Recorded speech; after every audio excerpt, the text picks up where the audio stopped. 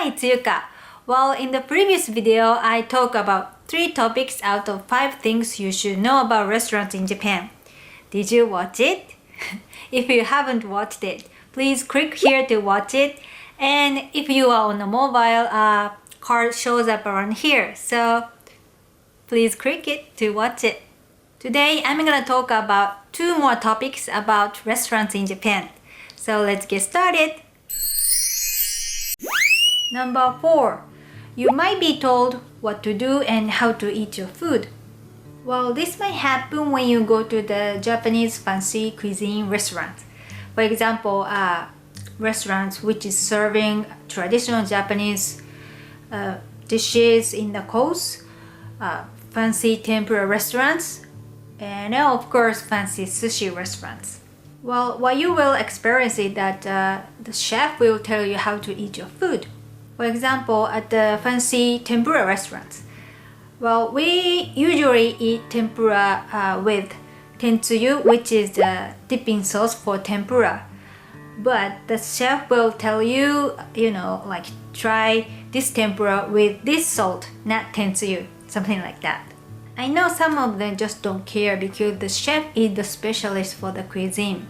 And also, there are some people who just don't like to be told what to do and how to eat their food because they just want to simply enjoy their meals the way they like, right?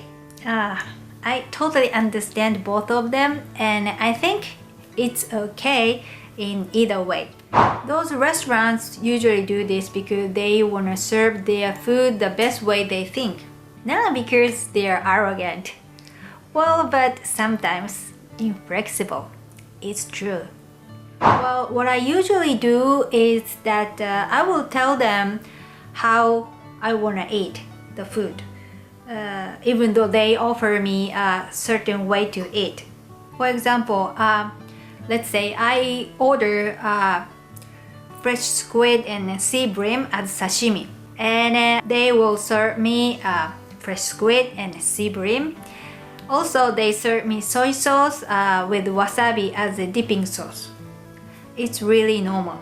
But I wanted to try, let's say, fresh squid with soy sauce with grated ginger, and then sea bream with, let's say, sea salt with dash of lemon. I will tell them, and then it's always totally fine. So it's totally okay to let them know how you want to eat. So please don't hesitate. Number 5.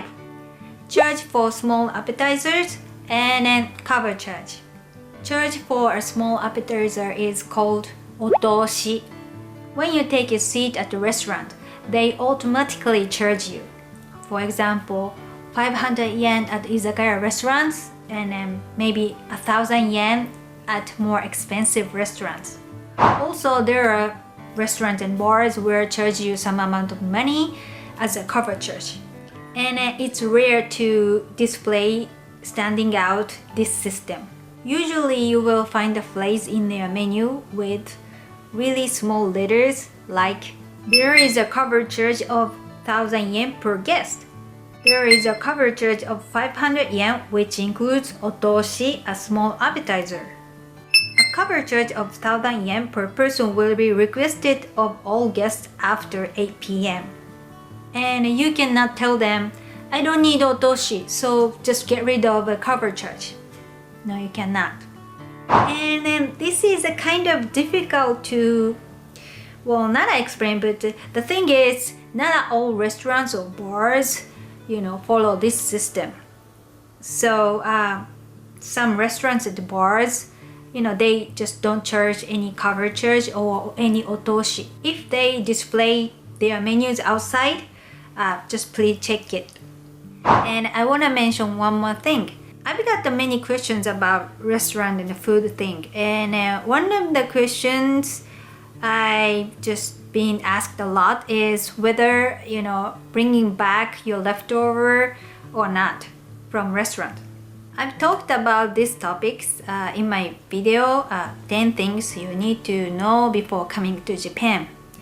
This one, you cannot bring back your leftover at most of the time because of the hygienic issues, but sometimes you can.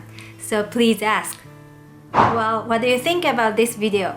Please leave a comment below and let me know what you think. Also, if you have questions or things you want to know about Japan, please let me know.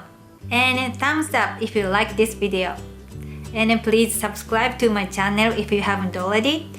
And if you haven't liked me on my Facebook page, please like my Facebook page too. Well, thank you for watching and I'll see you soon on Experience Japan with Yuka. Bye!